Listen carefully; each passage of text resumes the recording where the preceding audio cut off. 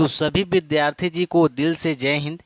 आज की इस वीडियो में हम समझेंगे प्रकाश का अपवर्तन। क्या समझेंगे? प्रकाश का अपवर्तन समझेंगे। इसके पिछले वाले वीडियो में हम आपको प्रकाश का परावर्तन के बारे में, गोलीय दर्पण के बारे में, अवतल दर्पण, उत्तल दर्पण के बारे में हम पूरा अच्छे से हम कंप्लीट करा दिए हैं। ठीक है, आप लोग उसको अच्छे से तैयारी कर लीजिएगा।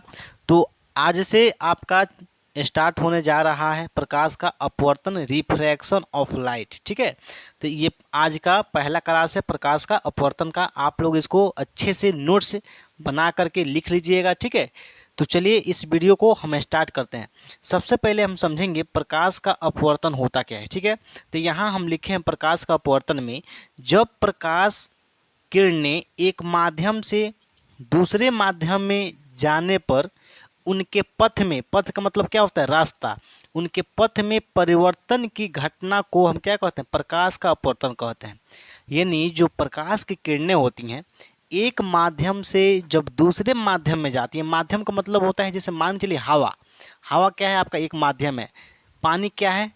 जल क्या है आपका? एक माध्यम है। ठीक है, तो एक माध्यम से जब दूसरे माध्यम में जाती हैं तो जो प्रकाश की किरणें को जो रास्ता होता है ना वो बदल जाता है। परिवर्तन का मतलब क्या होता है? बदल जाता है, इधर उधर चला जाता है। ठीक है, उसी घटना को हम बोलते हैं प्रकाश का अपवर्तन। जैसे जब हम शीशा के गिलास में जब हम पानी रखते हैं तो जब पानी के अंदर जब हम पेंसिल डालते हैं ना तो लगता है पेंसिल टूट गया है, मुड़ी हुई दिखाई देती है। जो पेंसिल, जब इसको शीशा गिलास में पानी डाल करके जब हम पेंसिल ऐसे खड़ा डालते हैं, जब हम बाहर से देखते हैं तो लगता है कि पेंसिल मुड़ी हुई है, यानी टूटी हुई दिखाई देती है, लेकिन रियल में टूटा हुआ नहीं रहता है। ठीक है, ये किसके कारण मुड़ी हुई दिखाई देती है? तो प्रकाश के अपवर्तन के कारण दिखाई देती है। ठीक है, तो यहाँ आप चाहें तो लिख सकते हैं जैसे में आप आगे यहाँ लिख लीजिएगा शीशा के गिलास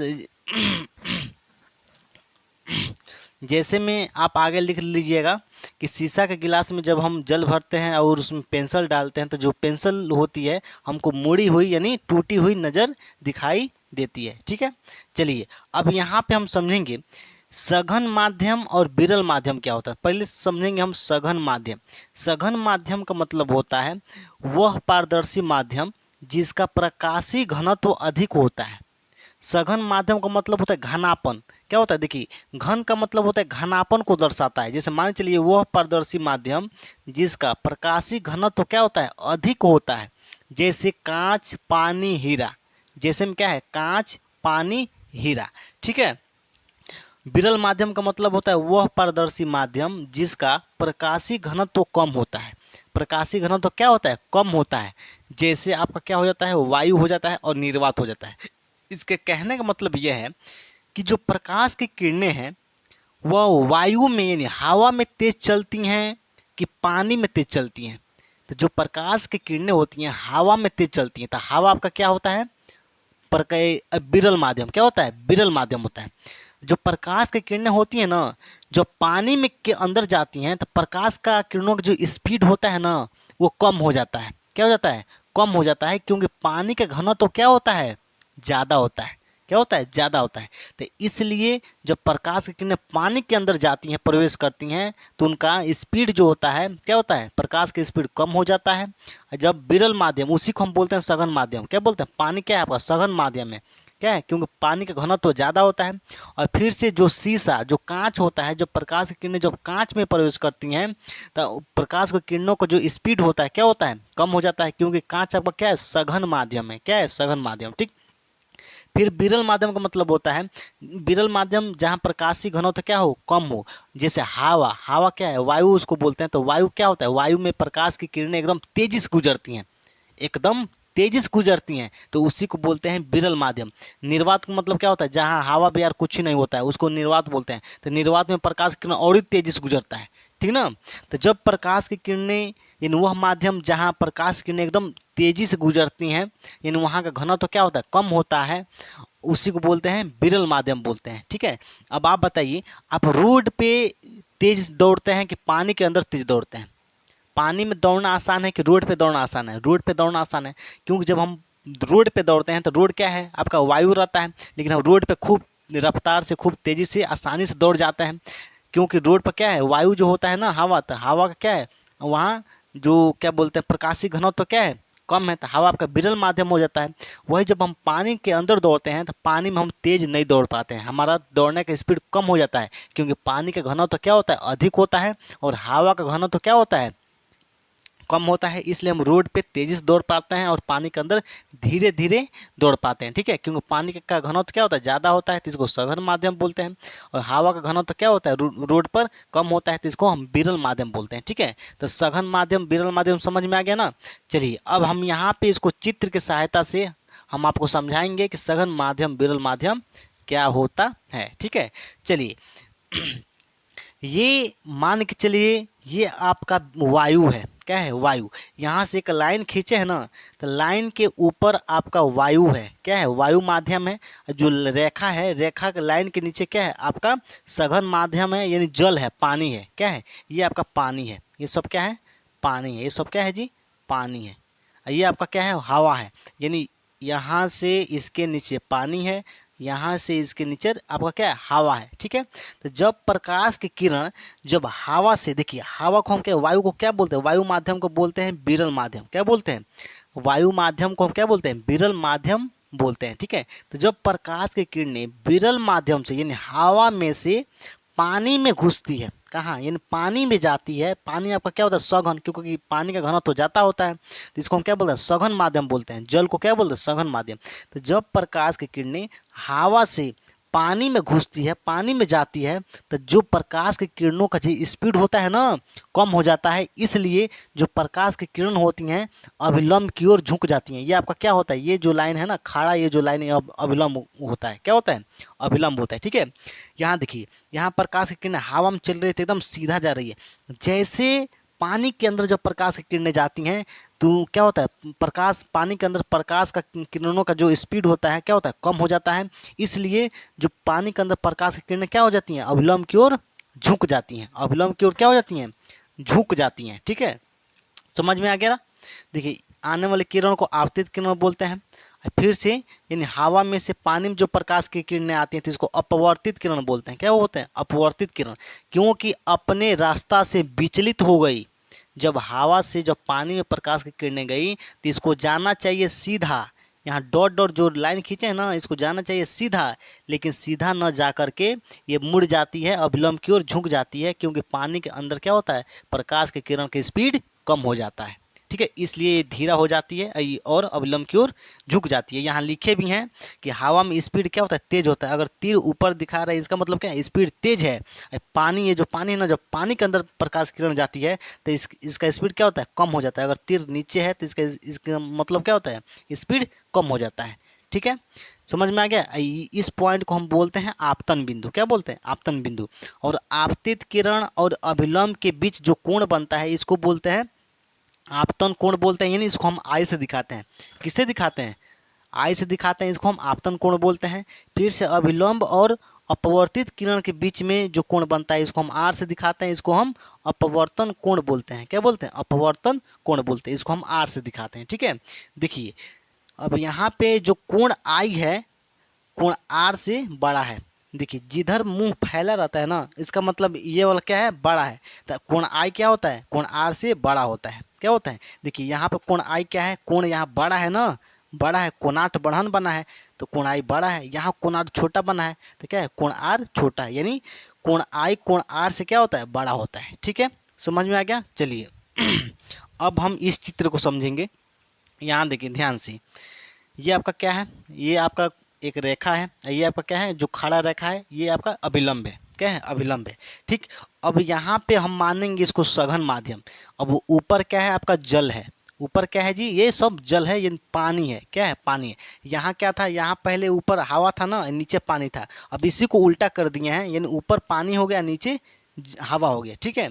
तो जब पानी में से जब प्रकाश की किरणें हवा में जब निकलती है, देखिए पानी में प्रकाश किरणें यहाँ सीधे आई, और जब प्रकाश किरणें जब पानी में से जब बाहर हवा में निकलती है तो अभिलंब से दूर हट जाती है, अभिलंब से दूर हट जाती है। ठीक है, देखिए पानी में से प्रकाश किरणें आ रही है ना, यहाँ से इसको सीधे निकल जाना चाहिए, तो सीधे न निकल करके और ये अविलंब होती है ना, अविलंब से दूर हट जाती है, यानी दूर चली जाती है, यानी अपने रास्ता से क्या हो गई है, विचलित हो गई है। यहाँ पे क्या है, प्रकाश किरणें इसको जाना चाहिए सीधा, लेकिन अपने पथ से, अपने रास्ता से विचलित हो गई है, यानी इधर उधर हो गई है। ठीक है, तो यहाँ समझ में आ गया ये, तो इसी को हम बोलते हैं सघन माध्यम। ये आपका क्या है, पानी क्या होता है, सघन माध्यम, क्योंकि पानी का घनत्व तो ज़्यादा होता है। ये आपका हवा क्या होता है, विरल माध्यम, क्योंकि पानी जो हवा होता है, हवा का घनत्व तो पानी की अपेक्षा कम होता है। ठीक है, तो जब प्रकाश की किरणें सघन माध्यम से विरल माध्यम में आती हैं, तो जो प्रकाश की किरणें होती हैं वो अपने यानी अवलंब से दूर हटती हैं। यहाँ क्या था, जब विरल माध्यम से प्रकाश की किरणें सघन माध्यम में आती हैं तो अविलंब की ओर झुक जाती हैं। यहाँ जब सघन माध्यम से विरल माध्यम में प्रकाश की किरणें आती हैं तो अविलंब से दूर हटती हैं, दूर यानी ला में जाता है, ला में। ठीक है, इसको जाना चाहिए सीधा, लेकिन दूर हट जाता है। ठीक है, चलिए इस बिंदु को हम आपतन बिंदु बोलते हैं कि नहीं बोलते हैं। इस देखिए आपतित किरण, ये आपका क्या है, आने वाली किरण, आपतित किरण और अविलंब के बीच जो कोण बनता है इसको आई से दिखाते हैं। देखिए ये अविलंब और अपवर्तित किरण जो है इसके बीच के जो कोण होता है इसको हम आर से दिखाते हैं। ठीक है, देखिए यहाँ क्या है, पानी में स्पीड क्या है, अभी कम है ना, और जब पानी में से प्रकाश किरण जब बाहर निकलता है एकदम धड़ाक से, तो स्पीड क्या हो जाता है, हाई हो जाता है, स्पीड क्या होता है, बढ़ जाता है। ठीक है, चलिए तो जब स्पीड बढ़ता है तब अविलंब से दूर हटता है। ठीक है, अब यहाँ देखेंगे, यहाँ देखिए यहाँ पे क्या हो रहा था, यहाँ पे यहाँ दिखाई दी, यहाँ देखिए यहाँ कोण आई बड़ा है ना, कोण आई बड़ा है, लेकिन यहाँ पे क्या है, जब विरल माध्यम से, जब सघन माध्यम से जब विरल माध्यम प्रकाश किरणें जाती हैं तो यहाँ पे कोण आई क्या होता है, बड़ा होता है कोण आई से, कोण आर क्या होता है, कोण आई से बड़ा होता है। यहाँ क्या था, पिछले वाले में यहाँ क्या है, कोण आई बड़ा है कोण आर से, यहाँ क्या है, कोण आर बड़ा है कोण आई से। ठीक है, तो इसको आप लोग एकदम अच्छे से कॉपी पे चित्र बना करके जैसे जैसे हम लिखे हैं वैसे वैसे आपको लिख करके तैयार करना है। इसको खूब अच्छे से स्केल से आपको चित्र भी बना लेना है।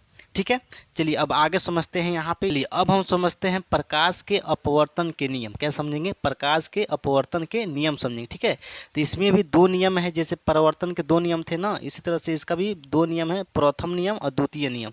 तो सबसे पहले हम समझेंगे प्रथम नियम के बारे में। प्रथम नियम क्या होता है, तो यहाँ देखेंगे प्रथम नियम में आपतित किरण, अपवर्तित किरण तथा आपतन बिंदु पर अभिलंब तीनों एक ही तल में स्थित होता है।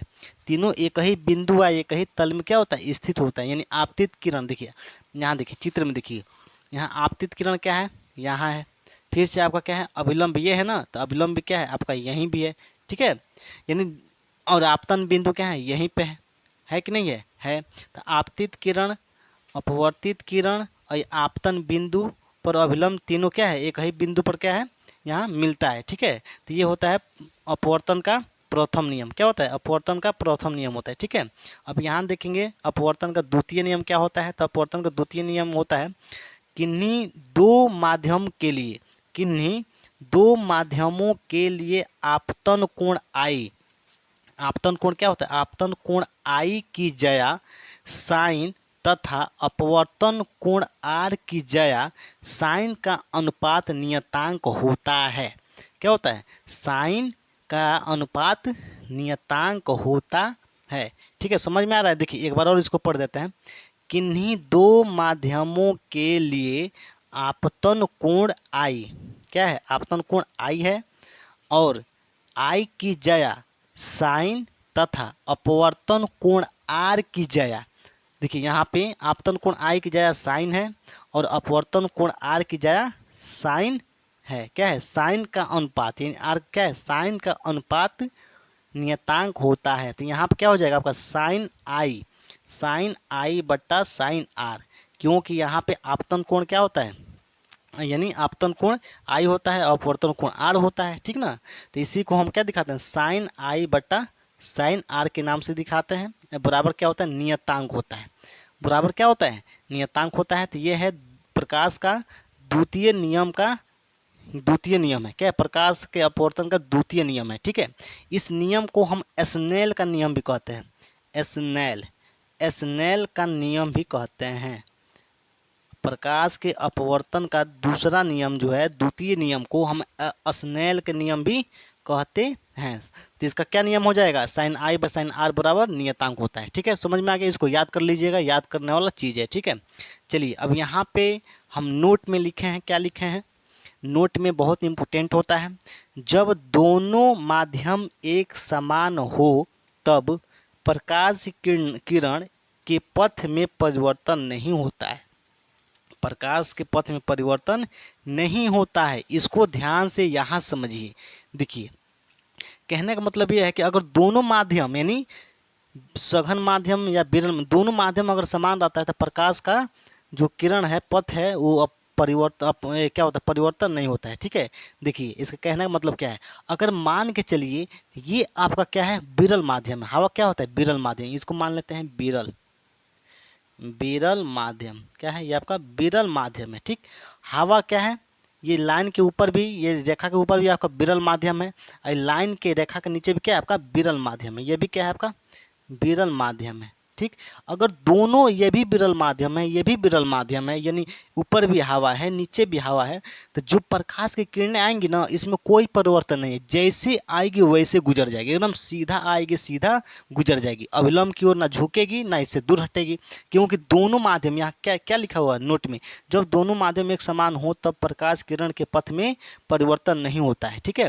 जब दोनों माध्यम, ये भी ऊपर भी हवा है नीचे भी हवा है, यानी ऊपर विरल माध्यम नीचे भी विरल माध्यम, तो क्या होती है, जो प्रकाश की किरणें होती हैं इसमें कोई परिवर्तन नहीं होता, एकदम धड़धड़ा के सीधे निकल जाती है। ठीक है, अगर ऊपर क्या है, अगर मान चलिए आपका सघन माध्यम है, क्या है, ऊपर सघन माध्यम है, नीचे भी आपका क्या है, सघन माध्यम है, तो दोनों सघन है, सघन मतलब जल, ऊपर भी जल है और नीचे भी क्या है आपका जल है, जल है कि नहीं है, तो जब प्रकाश की किरणें आएंगी तो जल में से आएगी जले में जाएगी, यानी पानी में से आएगी पानी में जाएगी। ठीक ना, तो एकदम सीधे, इसमें कोई परिवर्तन नहीं होगा, क्योंकि ऊपर क्या है सघन माध्यम, नीचे भी सघन माध्यम। ठीक है, तो जब प्रकाश की किरणें सघन माध्यम में ही जाती है तो प्रकाश की किरण में कोई परिवर्तन नहीं होता है, जैसे आती है वैसे चले जाती है। ठीक है, तो ये समझ में आ गया। ठीक है, तो इसको आप अच्छे से नोट्स में इसको लिख करके, जैसे हम लिखे हैं वैसे लिख करके आप लोग नोट्स बना लीजिएगा। ठीक है, तो चलिए, ये जो नियम है ना, ये जो दूसरा नियम, ये बहुत इंपॉर्टेंट है, एग्जाम में पूछा जाता है कि एस्नेल का नियम क्या होता है, तो साइन आई बटे साइन आर बराबर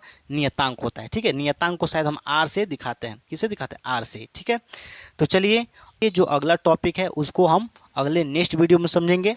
तब तक के लिए सभी विद्यार्थी जी को दिल से जय हिंद, जय भारत, बाय।